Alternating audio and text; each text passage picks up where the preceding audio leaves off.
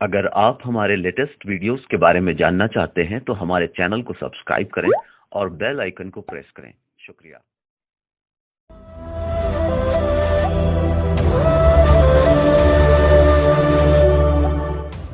میرا مولا کائنات کہتے فرماتے ہیں اللہم انی اسألک یوم لا ینفع، کہ پروردگار میں تجھ سے سوال کرتا ہوں اس دن کا جس دن کوئی چیز نفع نہیں دے گی سوائے قلب سلیم کے۔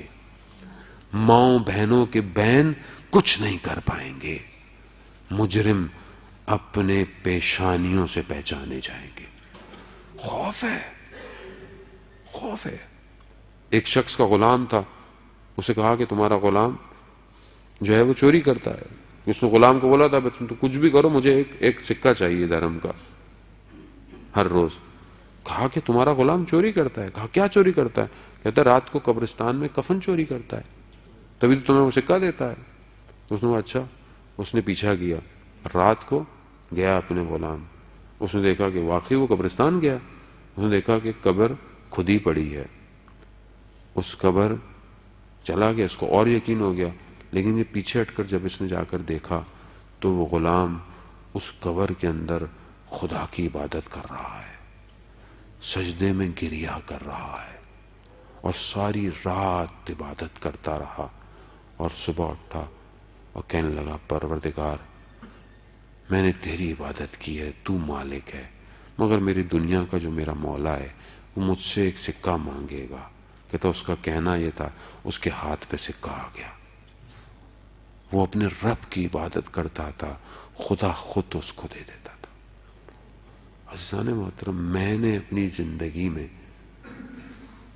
آپ کو پتا ہے نا، انسان جب تک قیامت نہیں آئے گی انسان قبر یعنی عالم برزخ میں ہے، اور عالم برزخ میں معاملہ بڑا سخت ہے۔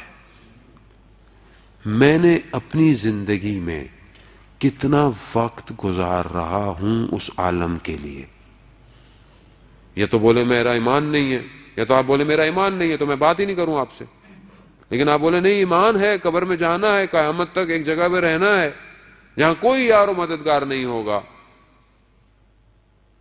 دفنا کر چل دیے، نہ دعا نہ سلام، ذرا سی دیر میں کیا ہو گیا زمانے کو۔ عزیزان محترم، انسان جو دنیا میں کر رہا ہوتا ہے کیا کر رہا ہوتا ہے؟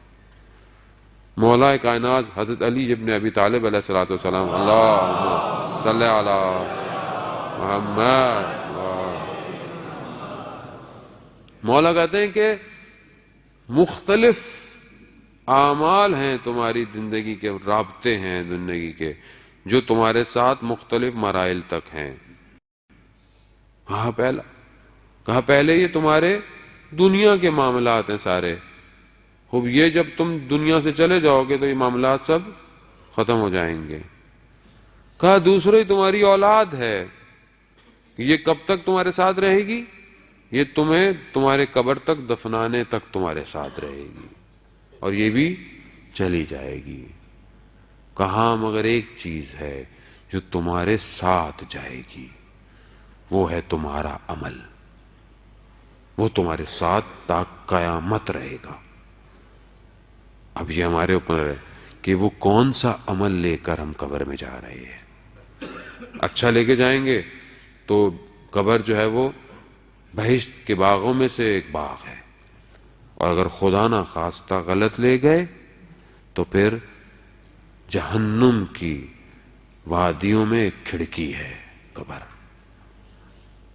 آپ کے سامنے اتنے لوگوں کو آپ نے دفنایا ہوگا اپنی زندگی میں، کبھی توجہ کی کھڑے ہو کے قبرستان میں؟